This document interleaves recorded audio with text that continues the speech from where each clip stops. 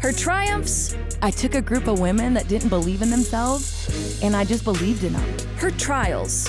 I never wanted to go to practice. I was losing a ton of weight. Her story. I just put my faith in God and just trusted the system. Her why. I want people to see what I did and say, oh, that's so awesome. I'm going to be better than that. That would be how I hope that this journey ends. This is Her Why, where we tell the stories from BYU women's sports. Here is your host, Lauren McLean. We are so glad you've joined us for Her Why, where we celebrate the women who make BYU sports great. Today's guest is Annie Robinson, former BYU freestyle and breaststroke swimmer from Orem, Utah, and daughter of men's basketball assistant coach Nick Robinson. Thanks so much for being here, Annie. Thank you so much for having me again. Yes, good to have you. You're a sophomore at BYU now, and after swimming your freshman year for the Cougars, we're just going to get right into it, by the way. You found out that you were cut from the team. How did you initially find out about that? So the coaches had individual meetings with all of the people on the team at the end of the year. And I think I kind of had the gut feeling going into it that that was going to happen. And so I went in. There was just two of my coaches there. And the conversation, they kept it pretty short and quick. And it was basically just, we've loved having you on the team, but we expected a lot more out of you this year. We love you. And that was it. And I hugged them and walked out. And that was basically all that happened. So, whoa. Yeah. So crazy. What was going through your mind when you walked out that door? I kind of just tried to stay composed a little bit. And like I said, I think I knew that was coming. And I tried to convince myself a little bit like, oh, you're thinking crazy. That's not going to happen. Yeah. You're just overthinking it. But when I went in and it did happen, I was like, oh my gosh, this is real. So yeah, it was hard to hear a little bit, but I think I was prepared enough to see it coming. So. Prepared or not, I feel like that would take a little bit of an emotional toll on you. How long did it take for you to kind of get over the hump? Because I'm assuming that was pretty hard. It was pretty hard at first. I think I took maybe 48 hours to be really sad about it and kind of figure out, okay, what's next? But at the same time, I think that realizing now, I think that not swimming is what has been best for me and what was going to be the best thing for me. And so honestly, I wasn't too shocked. So yeah, it took a little bit of time to be sad about it, but then like, okay, what's next? So. You swam competitively for 11 years. Mm-hmm. Was there a little bit of relief? I definitely think there was relief. And feeling that now, it's a weight that was lifted off of my shoulders, I think, just what I went through that first year and how hard it actually was for me. So yeah, I do miss it sometimes. But when I say I miss swimming, I really can't say I miss the college level of swimming. I miss when I swam on my high school teams and my club teams and when it was really something that I loved and didn't weigh me down. So, what were some of the challenges with that transition from going from swimming competitively to now you have to try and figure out something else to do in your life? I'm going to be honest, I don't think it was that difficult for me. I had been so worried about what I was going to do after I was swimming. And I was so worried about that I was kind of getting behind. And I think I wasn't so focused on swimming. I was focused on what was wrong with my life, what I was missing from my life. And so right when I was done swimming, I was like, I want a job. I want a job so bad. So I went on the job hunt and I ended up here, which is awesome. Couldn't have asked for a better job. But yeah, I think I knew what I wanted right out of the gate and I was ready to go start making other things happen. Well, we love you here. I believe it was meant to be. I think so too. We'll get to that a little bit later. But did you ever consider transferring to another school at all to keep swimming? Or were you just like, okay, I'm done? I think mostly I was like, okay, I'm done. I've had thoughts of, the University of Utah has a club team and it's a little bit less pressure than Division I. And I have a friend who's swimming there right now, and she loves it. And she's the last person from one of my old club teams that's still swimming, actually. And so, yeah, I thought about that. I thought about, maybe Division II or Division III would be more my speed. And so it was definitely a little bit of a thought I had. But at that point, I think I was just so exhausted and drained that I was just ready. Like, I was okay to say, I think it's time to be done. Obviously, your dad's here, but what ultimately made you end up sticking with BYU? I would say this job. This job made me stick with BYU. It's such a unique experience to work with BYU Radio, BYUtv. You can't really find that anywhere else. And I'm really loving it. And so I think that's why I'm here, and I just kind of want to stick it out and see what happens. And I'm pretty comfortable here. I think I'm okay to not move again. So that's a lot of pressure on us. Mm-hmm. We got to keep you. Oh, no. It's okay. Yeah. Okay, your dad was a Division I athlete at Stanford, been a collegiate basketball coach for most of your life. What were his thoughts on whether or not you continued on with your athletics career? I think he was just going to be supportive either way. I think on the inside, maybe he was a little bit, maybe not disappointed, but just a little confused why that had happened. And I think he was pretty just sad for me on the inside. He didn't really show it, but I think he was sad that I had almost taken a chance on the team because swimming in college, I didn't know if that was something that I really wanted. Mm-hmm.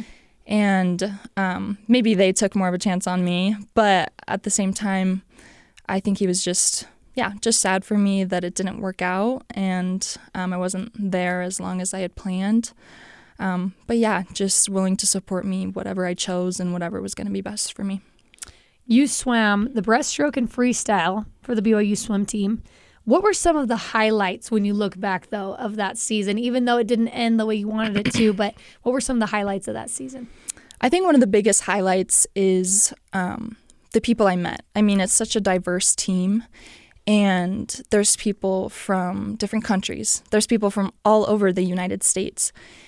And I think that was kind of a surprise to me coming into BYU, not knowing what to expect. And I wasn't expecting such diversity on a team. And I think that really helped me, and that really made me feel comfortable. And just the knowledge that I got from the coaches. I mean, you can't get that from most places, to say that you've been coached by someone at this level. And I think that was really valuable to me. So cool. What were some of the things that you feel like were difficult for you during last season? I think adjusting to the workload of school, but mostly just the amount that we were swimming. And I went from having, 5 or 6 practices a week to 9, and 9 practices that are required, practices that you have to go to. You can't just kind of get any leeway there. And so that was a struggle for me. I also think mentally and physically, I just wasn't prepared for it. You don't have the time to think about how you're doing. Right. You don't have the time to sit back and assess yourself and think, am I actually doing okay, or am I just going through the motions? Right. And I was having problems with my shoulders.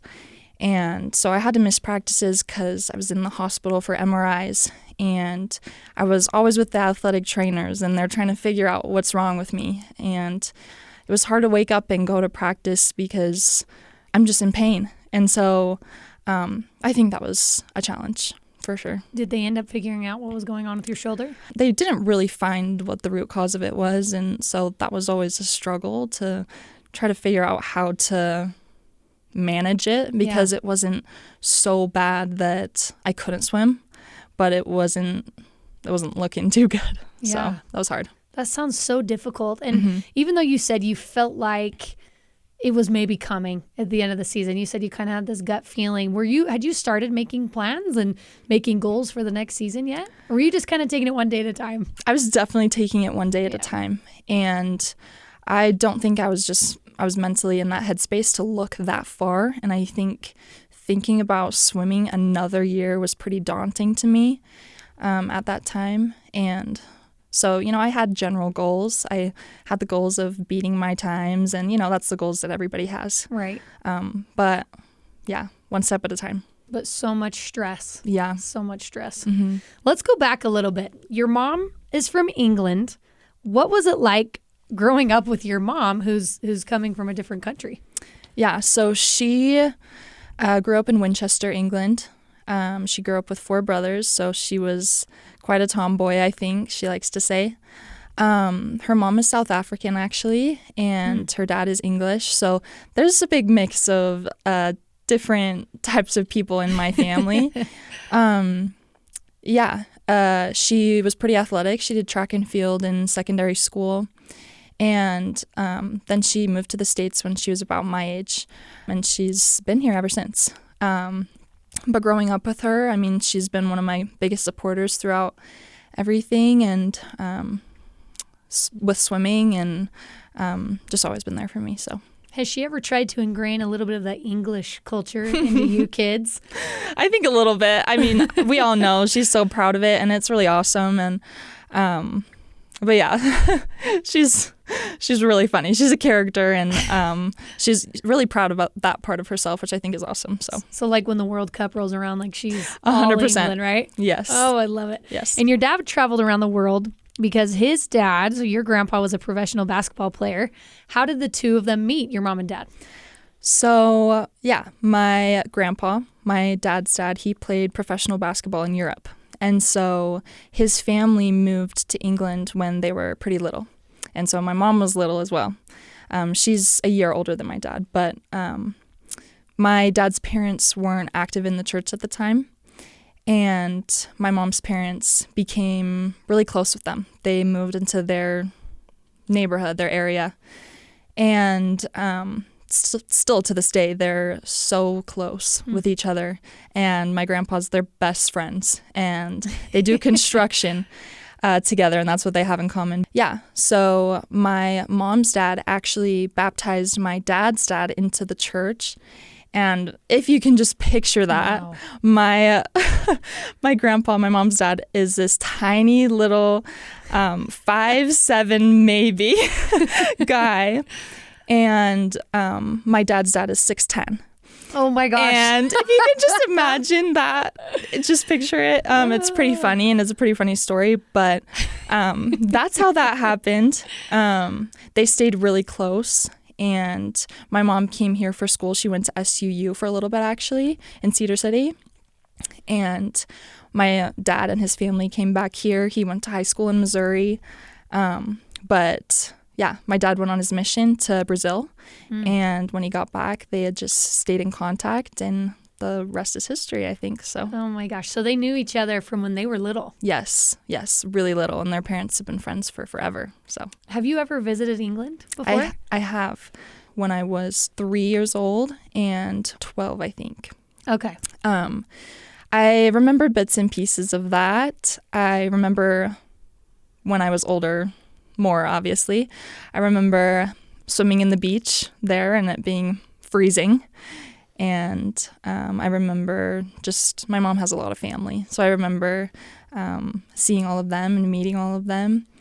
And my mom's granddad, so my great-grandpa, he actually lived to be 103. Oh my gosh. And so I got the opportunity to meet him both of the times when I went back. So that was really cool.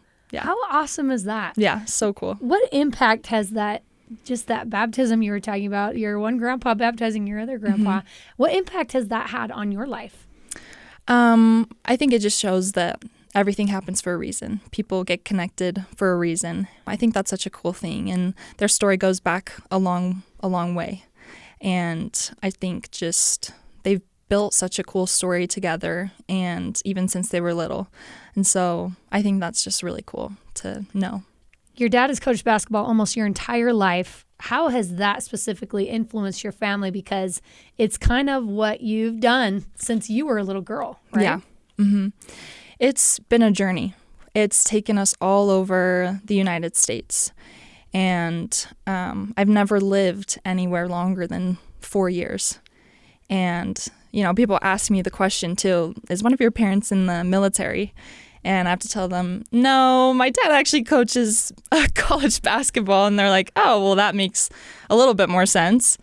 But yeah, it's been a ride and allowed us to meet a lot of new people and see a lot of places and universities. So We're going to hear more about that in just a little bit. We're going to take a quick break, but when we come back, we're going to have more from Annie Robinson, former BYU freestyle and breaststroke swimmer from Orem, Utah.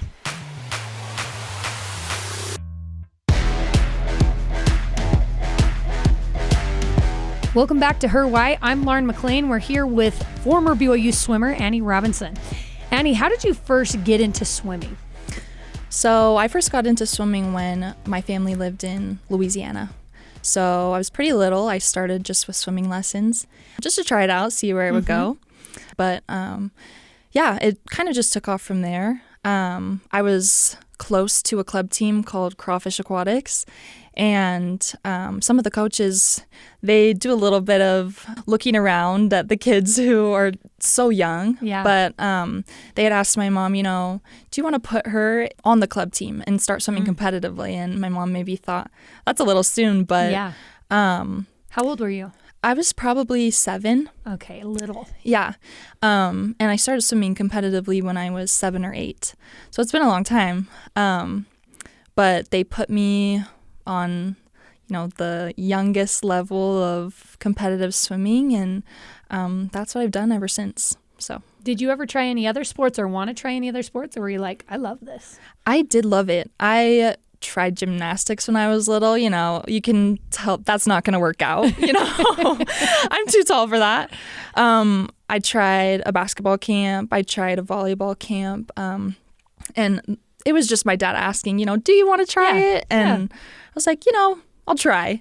I'm not the most coordinated person, and I wasn't great at it. I remember in my basketball camp that I went to, I think it was just at SUU, and I got the most improved award. And I was like, that's it. I'm done. I'm done with this. That was such an insult. So yeah, it's just been swimming, really. You're like, they give the most improved award to the worst player. Exactly. So they get an award. They 100% do. I don't know about that. I don't know if that's true, but I love that story. What impact? So you mentioned that your mom was the one that was like, okay, let's start putting her in competitive swimming. What impact did your parents have on your swimming career? I think they've had the greatest impact, considering they both have pretty strong athletic backgrounds. I think they were the best sport parents we could have. And they were just there on the sidelines. We kind of took the reins for our sports, and they just sat back and cheered us on and were there for us and helped us do what we needed to do and just provided that support for us. And so I think that's probably one of the reasons why I stuck with my sport for so long throughout all of those changes and all those moves. And yeah, they've just really helped me enjoy and love my sport. So cool. Basketball, however, runs and it's like in your blood, right? Yes. And so did your dad ever try to convince you to play basketball? I mean, you mentioned that he's like, just try this out. Yeah. Did he push any farther than that? Or once you were like, I got most improved award, you let it go? He was like, you're done. No, he never tried to convince me. He knew the sport that I loved, and so he loved it too. And was just there for me along my journey and was okay if I wasn't going to play basketball. Maybe he had a couple thoughts like, oh, I wish she could be this basketball star. I have the height. But he just supported me through whatever I wanted to do. That's a good dad. Do you have a favorite basketball moment from your dad's coaching or playing career? I know you were really little. Were you even born when he was playing? I wasn't. Okay. I mean, about halfway through. I don't think I was born, but then my mom had me. So he was still playing college basketball, but really young. I'm sure you've heard over and over again about that last second shot versus Arizona in 2004. Yes. So do you have a favorite memory from him coaching or him playing that you heard about? Coaching, I wouldn't say there's a specific memory. I mean, my favorite things are standing up and feeling the pressure of a really close game. And that's my favorite thing. And just screaming until I can't talk. And just supporting him through that. And you don't know which way the game's going to go. And it's a lot of fun. And for sure, from his playing career, the shot Arizona versus Stanford. I wasn't even born yet. My mom was about to have me, I think. But yeah, you can look that up on YouTube and you can feel the energy from that game when he hit the buzzer beater. And I think that's awesome. And Tiger Woods was there on the sidelines, and you can see him in the video, and the crowd stormed the court. So that's for sure an awesome memory, and one that he would probably say is his favorite too. I love that. You moved 9 times in your life. Yes. Tell me everywhere that you've lived. Yeah, so I was born in Palo Alto, California. That's where my dad played college basketball. And then we moved to Rio Rancho, New Mexico. We were there for about 6 to 9 months maybe. Then we moved back to California, actually. He helped the coaching staff out there at Stanford for a little bit. Then we moved to Liberty, Missouri. We were there not too long either. Then we moved to Baton Rouge, Louisiana. My dad coached at Louisiana State University for 3 years. Then we moved to Cedar City, Utah. He was the head coach at Southern Utah University. We were there for approaching 5 years. Then we lived in Lehi, Utah for about 9 months. And then we moved to Renton, Washington, which is just 20 minutes south of Seattle. He coached at Seattle University. We were there for just 2 years. And then we moved back to Utah, to Orem, and he's here coaching at BYU. And wow. I mean, the 9th move, I don't know if you really count it, but it's me moving from Orem to Provo for college. Totally counts. Yeah, that counts. Man. So moving so frequently can be challenging when it comes to friends, when it comes to your swimming, just so many different things. What was that experience like for you? It was really challenging for me. It was really hard. I'm already a pretty, emotional and shy person, and I think moving made me that. And you might not believe it, but when I was in early elementary school in Louisiana, I was singing solos in front of my school. I was the leads in the plays, and everyone knew who I was. And I think moving really kind of shut me down a little bit and made me lose some of that confidence. And I think the first move I remember the most was moving from Cedar City to Lehi. I moved in the middle of my 7th grade year, and that was hard. We kind of just packed up our house and left to this new place. And I think I was doing okay, but we moved from a 7-bedroom house to a 3-bedroom apartment. So that was a big adjustment. I mean, we have a big family. But yeah, just starting at a new school and all these new things, and just wondering where we're going to end up next, because we knew that my dad was looking for a job, but where we were going to move next, because we knew it was going to happen. Right. But we just didn't know where. So a lot of just a guessing game, kind of. So I bet that was really hard on your parents to see you kind of suffering a little bit through that. Have they ever talked about that? A little bit. And they know how much I struggled with it, especially moving from Washington during high school back to Utah. Just because they kind of knew how my experience in Utah had been before. Didn't have very many friends, and just kind of trying to get through, trying to just focus on school. You were a swimmer through all of this. How did moving so often affect your swimming career? I think it was the one thing that stayed consistent through all the moves and through all of the changes. And it's the one thing that I relied on, the thing that I knew was still going to be there no matter where we lived. And it was something that I could, just rely on. I think I kind of, through moving, had this mindset that everything from here on out, it's temporary. And I think that was really hard for me, and it still is hard for me through lots of things, like relationships. And it's hard for me to look that far ahead because I'm so used to just starting to get used to a place, right, and then having to, pick it all up and leave. And so, it's been hard.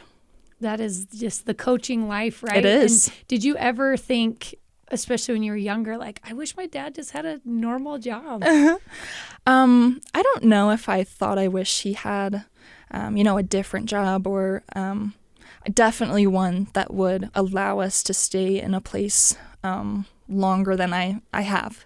I think that's one of the things that I thought about maybe a little bit, but I think he has a great job. And I think he loves it, and our family we love it, and we love being able to support him. And I love basketball, even though I never played it, but it's been such a big part of our lives. But yeah, one that maybe would let us stay in a place longer than we have. For sure. So difficult. So your dad got a new job in Seattle after he was let go from SUU, and you had actually a really great swimming career in Washington. Tell me about that. So when I moved to Washington, I started out on a club team actually called King Aquatics, but it just wasn't the right fit for me. I'm not really sure why.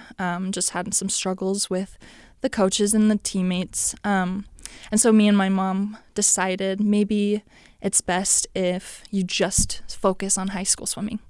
And so going into my freshman year, that's what I did. I just quit club altogether because usually you do it at the same time. And so I just focused on high school swimming, and I really, really improved from there. And the coach I had was perfect for me. He was perfect, and a mix of tough love and really pushed me, but cared about me so much and about his swimmers. And I accomplished a lot for the short amount of time that I was there, 1 year in high school. I broke 2 school records, and one of them was the individual one that hadn't been broken since the 80s. Wow. And a lot of my teammates and the people at my school would kind of joke around and say that, Annie, she moved here just to break the records, and then she left. And I think that's really funny to think about, but just kind of left my mark while I was there. So. And after accomplishing all that you did in Washington, you kind of got your feet beneath you. You really connect with your coach, like you mentioned. Your dad gets hired on at BYU. How did you initially react to that news? I think initially I was really hurt by that. I think I tried to almost make my case to my parents and convince them that that wasn't the right decision to move. And that's really selfish of me, but I kind of felt like this was my time. Like, I was really enjoying my school. I was really enjoying how swimming was going, and it was going so well. And I think living in Washington really filled a lot of the voids that I'd been missing from all the other places that I had lived. And to have that, to know that that was going to be taken away was really, really difficult for me to grasp. Right. So. Oh, I can't even imagine. Yeah. But alas, you had to move to Utah anyway, right? Yes. And during your sophomore year of high school, you were at Timpview? I was at Timpview, yes. You broke over half of your club team's records, and your high school team won the state championship. Yes. So what was that like for you after not wanting to come to Utah, not wanting to come to Provo, and then you have even more success? How did that help with your confidence? I think it 100% boosted my confidence. And I'm just this random new person that had come in, and I don't even think I knew that I had broken that many of our club records. I just got a sheet from my coach, and he was like, take a look at that. And I was like, oh, okay. It'd been like a couple months, and that had already happened. And I was like, wow, that's really cool. But especially with winning state with my high school, my high school coach always told me, Annie, you're our secret weapon. You came out of nowhere, and you are good at every event that we put you in, and you do everything that I tell you to do, and you really give something to this team. And that made me feel really good. And I was really glad that I could help be a part of that win, because the year previous they had just come short. And so I think that was awesome. You're like, Coach, that's just what I do. I just show up and I win. Yes. So after all that high school success in Washington and in Provo, what made you end up choosing BYU? I moved here. I started on a club team, and then that club team got dissolved. And so we had to move to a new club team. And the coach for that club team is the BYU head swim coach, Sherry. And I was a senior at the time, and so my time was kind of running out for recruiting. People usually get recruited their junior year. And so she basically just came up to me and she was like, Annie, you got to get on this. Fill out a recruiting form for us. And so I did. And they invited me to go on a recruiting trip with some other people. And it was great. And she basically told me, if this is what you decide to do, you have a home here. And I thought about it a little bit more. I was still pretty unsure. A lot of my friends who had moved to the new club team with me, they quit. And so I was kind of just on my own a little bit and not knowing if swimming further was going to be the best decision. But ultimately, I decided to just take a chance and thought that maybe I'd regret it if I didn't do it. So, and I love that you took a chance. Yeah. What an incredible journey you've been on Yes. in your short life. Are you 19? I'm 19. 19 years Yes. old, and you have traveled the world. You've done so many incredible things. Yes. And what does it mean to you to be here now at BYU with your dad and being able to just kind of even be a part of the BYU basketball team with him?